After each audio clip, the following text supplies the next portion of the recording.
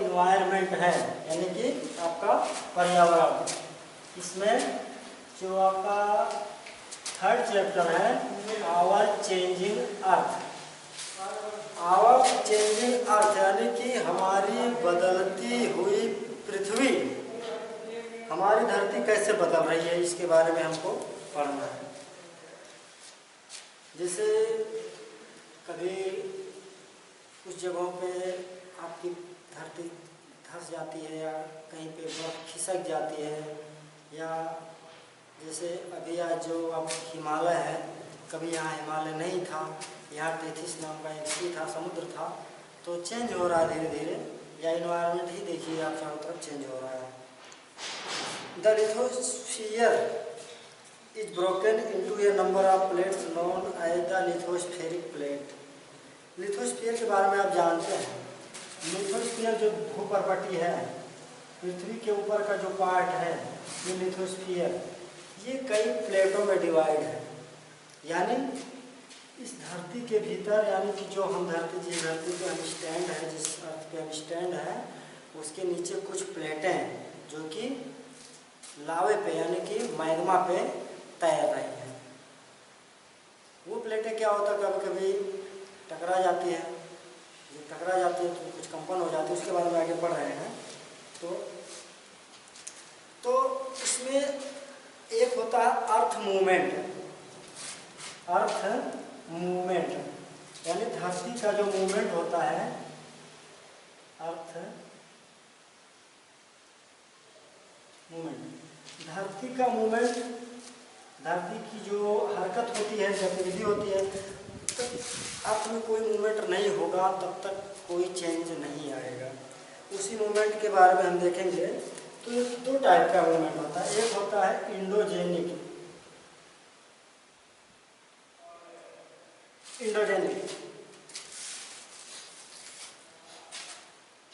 Endogenic का मतलब होता है आंतरिक, माने भीतरी।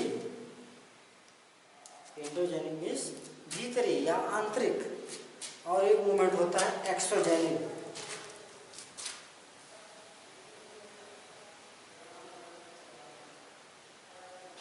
एक्सोजेनिक यानी बाह्य, या इसको बाहरी भी कह सकते हैं, जो बाहरी मूवमेंट होता है। इंडोजेनिक मूवमेंट का मतलब जो मूवमेंट आपको दिखता है, नहीं दिखता है, यानी अंदर धरती को होता है, और जो एक्सोजेनिक होता है वो बाहर होता है। तो इंडोजेनिक फोर्सेस में फोर्स देखिए, FORCES, कुछ इंडोजेनिक फोर्स और एक होता है एक्सोजेनिक फोर्स। तो जब दो टाइप का फोर्स काम करता है तो कुछ ना कुछ चेंजेस आते हैं। इंडोजेनिक फोर्सेस में एक होता है सडन। सडन मीन्स होता है अचानक, अचानक फोर्स, सडन यानी कि एकाएक कोई फोर्स लग जाना या शुरू हो जाना। इसमें से एक है अर्थक्वेक।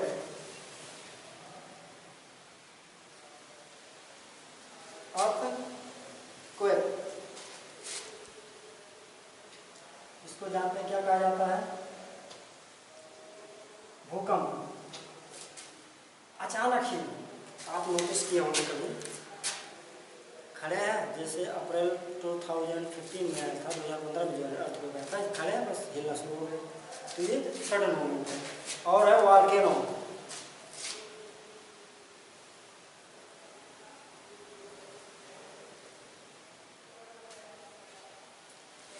वॉल्केनो मीन्स ज्वालामुखी।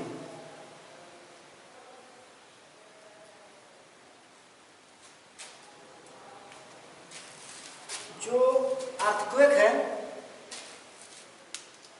ये भी एंडोजेनिक है, यानी कि धरती के भीतर से उत्पन्न होता है, बाहर से उत्पन्न नहीं होता है। और जो वॉल्केनो है यानी कि ज्वालामुखी है, ये भी क्या होता है, बाहर से नहीं बनता बल्कि धरती के भीतर से निकलता है। और उसके बाद लैंडस्लाइड। लैंडस्लाइड माने भू स्खलन। भूस्खलन क्या होता है? यानी धरती का खिसकना, एक जगह से दूसरी जगह खिसक जाना, ये क्या होता है? लैंडस्लाइड होता है। अब देखते हैं अर्थक्वेक के बारे में। देखें बुक में क्या दिया है। Endogenic forces sometimes produce sudden movement. Endogenic force जो होता है समटाइम्स प्रोड्यूस, कभी कभी प्रोड्यूस कर देता है, सडन मूवमेंट प्रोड्यूस कर देता है, यानी कि अचानक एकाएक कोई मूवमेंट प्रोड्यूस कर देता है। And at the other times produce slow movement, और कभी कभी धीरे धीरे मूवमेंट होता है। सडन मूवमेंट जो होता है जैसे अर्थक्वेक है और वॉल्केनो है, जो कि आपका दिया गया है यहाँ पे। A volcano is vent opening in the earth's crust through which molten material erupts suddenly. Volcano is a vent, माने खुला हुआ। जैसे कोई मान लीजिए यहाँ पे माउंटेन है, यहाँ पे एक छोटा सा पार्ट होल रहता, खुला रहता है, तो जो अर्थ के भीतर जो मैग्मा रहता है, भी बताया गया कि कुछ एक लावा होता है लिक्विड रूप में, लिक्विड होता है, वो ऐसे उबलता रहता है, कहीं निकलने का वो प्रयास करता है। तो जहाँ यहाँ पाता है होल, तो यही से क्या करता है? निकलना शुरू हो जाता है, यानी कि ज्वालामुखी फूट जाता है और मॉल्टन मैग्मा जो होता है, जो लावा होता है, वो लुढ़क के बहते हुए दूर तक चला जाता है और धुआं और राख भी उससे निकलता है। Similarly when the lithosphere plates move, और जब लिथोस्फेरिक प्लेट मूव करता है, जो धरती के भीतर की जो प्लेटें हैं, जैसे एक प्लेट यहाँ हो गई, एक प्लेट यहाँ हो गई, यहाँ प्लेट हो गई, यहाँ प्लेट हो गई, ये सब प्लेट हो गई, ये सब मूव करती हैं, चलती है धरती के भीतर इस तरह से, तो the surface of the earth vibrate, तो धरती की जो का जो सरफेस है वो क्या करता है? वाइब्रेट करने लगता है, वाइब्रेशन उसमें कंपन शुरू हो जाता है। The vibration can travel all round the earth, और धरती के गोल गोल चारों तरफ वाइब्रेशन जो होता है वो धीरे धीरे ट्रेवल करना शुरू कर देता है, चलना शुरू कर देता है। This vibration are called earthquake, और इस वाइब्रेशन को अर्थक्वेक कहते हैं। अर्थक्वेक मीन्स भूकंप कहते हैं। अरे वाइब्रेशन होता है, जब धरती हिल गई तो भूकंप उसी को कहा जाता है। ये चीज़ और जान लीजिए। The place in the crust where the moment start is called the focus. वो प्लेस, जैसे धरती की भीतर की वो जगह जहाँ से भूकंप स्टार्ट होना शुरू होता है, उसको क्या बोलते हैं? उसको बोलते हैं फोकस। उसको फोकस बोलते हैं, FOCUS, उसको फोकस बोलते हैं। और यहाँ से वाइब्रेट होते होते जिस जगह पे सबसे पहले दिखता है अर्थक्वेक, जिस जगह पे भूकंप सबसे पहले पता चलता है, उसको इपीसेंटर बोलते हैं। क्या बोलते हैं बच्चों? इपीसेंटर बोलते हैं।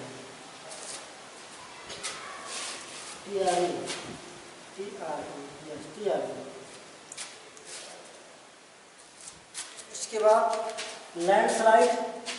लैंडस्लाइड का मतलब होता है भूस्खलन, धरती का खिसकना।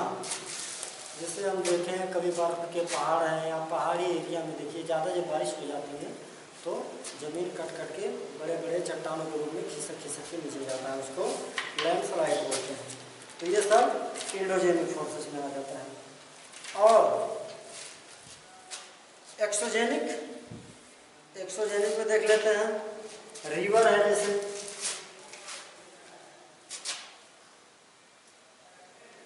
जो बाहरी फोर्सेस हैं, बाहरी फोर्सेस हैं वो क्या क्या हैं? एक है रिवर है, और क्या है? विंड है, हवाएं हैं, सी वेव है, सी माने समुद्र, वेव में तरंगे, और ग्लेशियर्स है।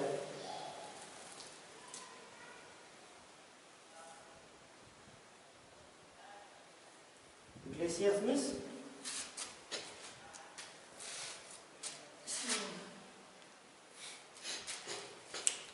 हिमनदी, ग्लेशियर मीन्स हिमनद या हिमनदी। अब रिवर के बारे में हम लोग जानते हैं। रिवर क्या चेंजेस करता है? रिवर जैसे मान लो यहाँ से नदी आ रही है, ये नदी बहती हुई आ रही है, तो जब ये प्लेन में बहती है तो जो इस टाइप का जो राउंड बनता है, ऐसे जो राउंड बन जाता है, इसको बोलते हैं मींडर, MEANDERS, मींडर माने घुमावदार। यानी जब नदी इस टाइप का जो शेप बना लेती है तो उसको मींडर बोला जाता है। वहीं कभी कभी नदी से थोड़ा दूर पे ऐसे बन जाता है, कुछ कुछ इस टाइप से बन जाता है, इस टाइप से बन जाता है, क्योंकि नदी पहले यहाँ बही रहती है, फिर काट के इधर से बहना शुरू हो जाता है और इधर पाट दिया जाता है बाढ़ के द्वारा लाई गई मिट्टियों के द्वारा, तो ऐसे ये बच जाता है। तो इस टाइप के शेप को क्या बोलते हैं? Oxbow lake, oxbow lake, Hindi में बोले तो गोखुर झील, गोखुर झील, क्योंकि ये कुछ कुछ गाय के खुर की तरह लगता है, इसलिए इसको गोखुर झील बोला जाता है। नेक्स्ट एक चीज और जान लीजिए आप, एक चीज बनता है डेल्टा, आपको बता दें,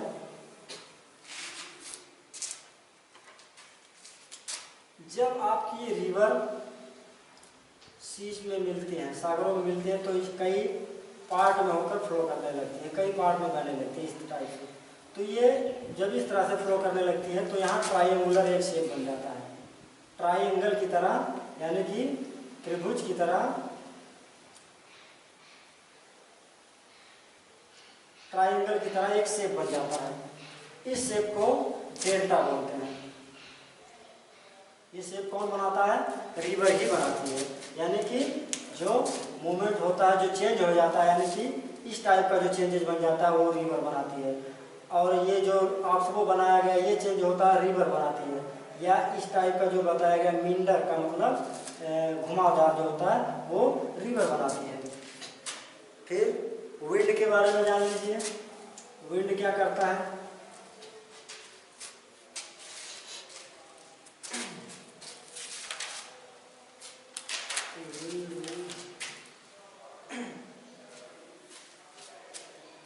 विंड का मतलब ये वायु, ये हवा, जब आपका स्टॉर्म यानी कि आंधी जब चलती है तो ये जो आपका अर्थ है, धरती है, इसका जो सॉइल होता है उसका काफ़ी इरोजन करती है, यानी कि मिट्टी का कटाव करती है।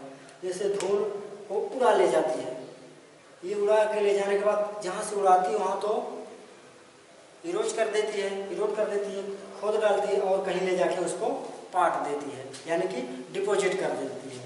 तो इस तरह से कई टाइप के जो होते हैं वो शेप बन जाते हैं। और ऐसे शेप में एक होता है मशरूम रॉक, मशरूम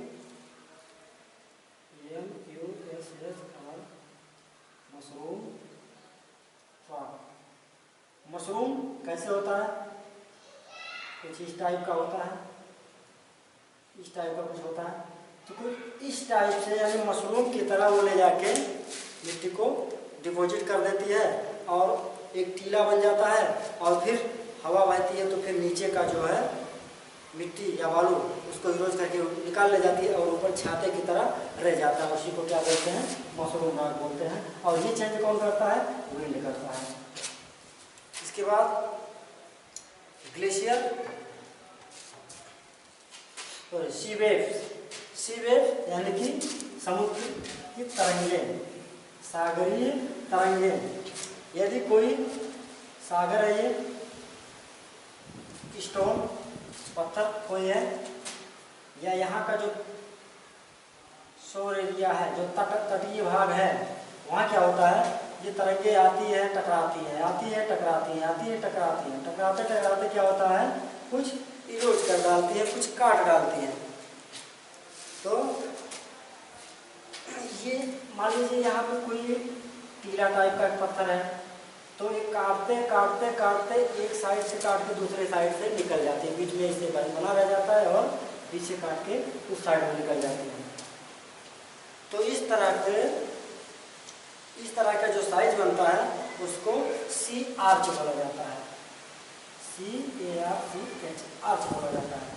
और यही यदि ये बाहर ना निकले, मान लो जो यहाँ है यहीं तक काट के इतना ऐसा है, ये काटते हुए इतना कर लिया, ऐसे इस टाइप से अगर काटते काटते कर लिया तो उसको सी केव यानी समुद्री गुफा बोला जाता है।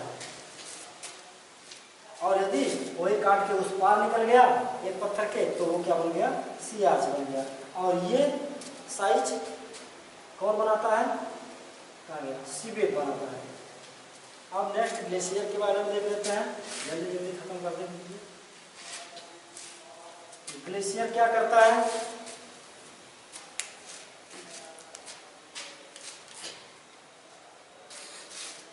Glaciers are rivers of ice which to erode the landscape by bulldozing soil and stone to expose the solid rocks below. Glacier जो होता है एक रिवर की तरह काम करता है, धीरे धीरे, तेजी से नहीं बहता है पानी की तरह, थोड़ा खिसका थोड़ा कई दिनों तक खिसकता है, और अपने साथ स्टोन एंड अदर चीज़ों को, सॉलिड रॉक जो होती है उसको क्या करता है, या चट्टानों के बीच में पत्थरों को या इस बर्फ को ले जाके डिपॉजिट कर देता है। इसके बाद the material carried by the glacier such as rocks big and small, छोटे और बड़े जो मटेरियल या यूँ कहिए कि बर्फ के टुकड़े जो ले जाए जाते हैं, कैरी किए जाते हैं, सैंड एंड सिल्ट भी इसके साथ कैरी किए जाते हैं, ये सभी क्या किए जाते हैं, जाके कहीं किसी एक एरिया को ऐसा होता है समतल टाइप फील्ड टाइप का, वहाँ पे डिपॉजिट कर दिया जाता है, यानी कि वहाँ पे जमा कर दिया जाता है। तो क्या बनता है, जैसे यहाँ एक पहाड़ी टाइप का है, यहाँ पहाड़ी टाइप का, यहाँ पहाड़ी टाइप का, और बीच बीच में क्या होता है, बीच बीच में ये डिपॉजिट हो जाता है, बीच बीच में ये जम जाता है। तो यदि इस टाइप का जो शेप बनता है तो इसको ग्लेशियर मैरिन्स बोलते हैं। क्या बोलते हैं, ग्लेशियर मैरिन बोलते हैं बच्चों।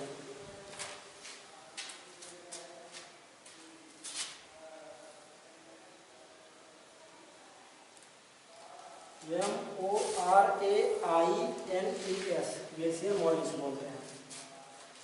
तो यहाँ पे बताया गया रिवर क्या बनाता है, क्या करता है, विंड कैसे चेंज करता है, सी वेव कैसे चेंज करता है, ग्लेशियर कैसे चेंज करता है, बाकी अर्थक्वेक, वॉल्केनो या लैंडस्लाइड कैसे चेंज करते हैं, ये आपको बता दिया गया है। इस चैप्टर में इतना ही आपको जानना है। नेक्स्ट वीडियो में हम नेक्स्ट चैप्टर में फिर मिलेंगे, तब तक थैंक यू।